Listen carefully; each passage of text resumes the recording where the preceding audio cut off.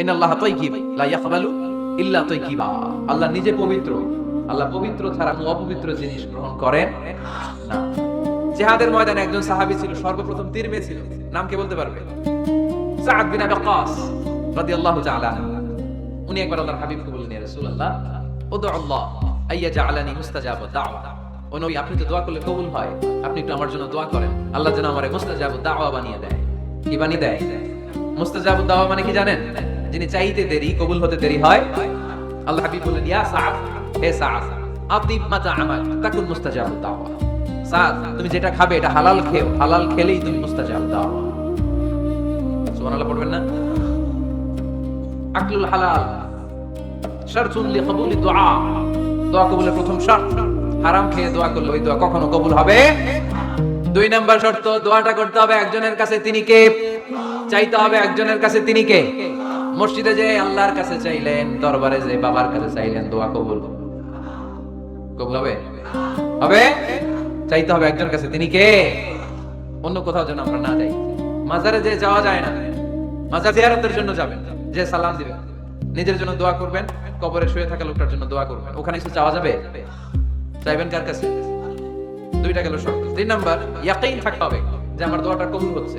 যখন দোয়া করবেন আপনার এই বিশ্বাস থাকতে হবে, আমার রব আমার ফরিয়াদ শুনছে, তিনি আমার কথা শুনতে পাচ্ছে, আমি চাওয়া মাত্রই তিনি সব দিয়ে দিতে পারে, এবং আমার রব আমাকে ফিরাবে না, তিনি দিবেন।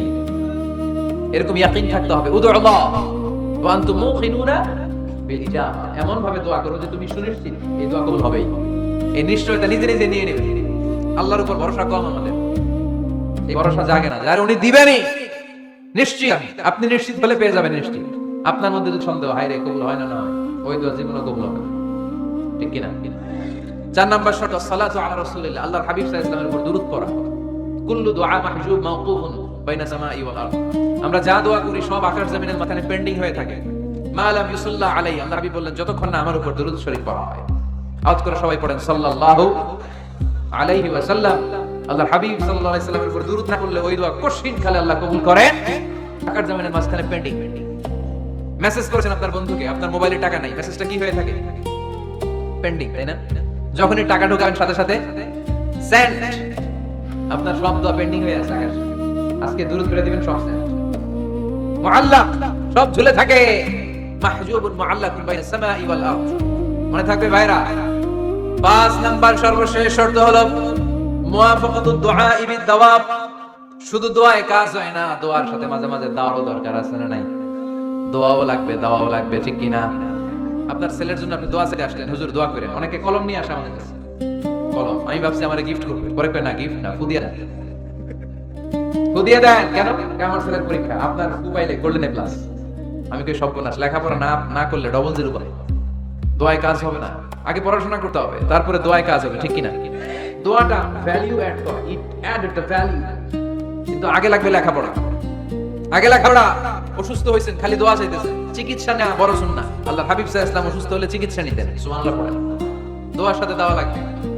এক ছেলে বিশ্বের হুজুরের কাছে দোয়া চাইছেন, হুজুর আমার সন্তান নাই, আল্লাহ যেন একটা ছেলে দেয়। দোয়া করেন, হুজুর দোয়া করছেন, ছেলে হয়নি। পরের বছর আবার দোয়া, হুজুর দোয়া করেন আল্লাহ যেন ছেলে দেয়, ছেলে হয়নি। 3য় বছর এসে বলে, হুজুর দোয়া করেন, ছেলে হয়নি। বিশ্ব হুজুর মনে মনে কয়, ঘটনা কি?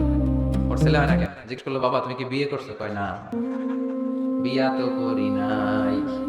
বিশ্ব হুজুর বললেন, আগে বিয়েটা তো করবি, তারপরে না সন্তান। তো বিয়ের পর্বটা তো সারো, তবেই না সন্তান পাওয়া যাবে, ঠিক কি না? দোয়ার সাথে দেওয়া লাগে। আল্লাহর হাবিব সাল্লাল্লাহু আলাইহি ওয়াসাল্লামের আঙ্গুলে একবার বিচ্ছু পোকা কামড় দিল। প্রচন্ড ব্যথায় বিশ্বনবী কাতরাচ্ছেন, রেগে গেলেন আর বললেন, ও বিচ্ছু, মানুষও চিনোস না, নবীও চিনোস না, কোথায় কামড় দিবি, জায়গা পেলি না। কিন্তু বিষ্ণু ব্যথা পাচ্ছেন। আমাদের আয়েশাকে বললেন রাদিয়াল্লাহু তাআলা আনহাকে বললেন, লবণের পানি নিয়ে আসো, গরম দাও, ভালো। উনি আরাম পাচ্ছেন আর সূরা ইখলাস পড়ে ফু দিতে লাগলেন, ফাতিহা পড়ে ফু দিতে লাগলেন। গরম পানি ঢালা শেষ, ফু দেওয়া শেষ, আঙ্গুলের ব্যথা। দেখছেন কি কম্বিনেশন? দোয়াও লাগে, সাথে সাথে কি লাগে? দাওয়াও লাগে। দোয়া আর দাওয়া দুইটার সমন্বয়ে আপনাকে সফলতা দিবে কে? সফলতা একজনই দেয়, তার নাম জোরে বলতে হবে, তিনি কে? ব্যবসা যদি মন্দা থাকে, ব্যবসা সফল হতে চান, সফলতা এনে দিবে কে? বিসিএস পরীক্ষা দিচ্ছেন, রিটেনে পাস করেন না, পাস করায় দিবে কে? বিয়ের ব্যবস্থা হচ্ছে না, ব্যবস্থা করে দিতে পারে কে? পাসপোর্ট জমা দেয়া, হুজুর ভিসা লাগে না, হুজুর কিচ্ছু করতে পারে না, করতে পারে একজন, চিল্লায় বলেন তিনি কে? এজন্য বিপদে আপদে সব সময় আমরা ভরসা রাখবো আমাদের আল্লাহ রাব্বুল ইজ্জা ওয়াল জালালের উপর। আল্লাহর কাছে আমরা বেশি বেশি চাইবো। আল্লাহ ছাড়া কারো দরবারে আমরা হাত পাতি না। চিল্লায় বলেন ঠিক কি না? আমরা ফকির একজনের দরবারে, ঘাটে ঘাটে আমরা ফকির হইতে রাজি না। আমরা একজনের দরবারে ফকির। দরবারটা কার? দোয়া একটা শিল্প। যে টিপস গুলো শিখাইলাম আজকে, এগুলোর আলোকে আমরা যেন দোয়াটাকে আত্মস্থ করতে শিখি, যাতে দোয়া করার সাথে সাথে এই দোয়া আল্লাহ কবুল হয়ে যায়। আল্লাহ আমাদের সবাইকে কথাগুলো বুঝা আর আমল করার তৌফিক দান করো। আল্লাহুম্মা আমিন। রব্বানা যালামনা আনফুসানা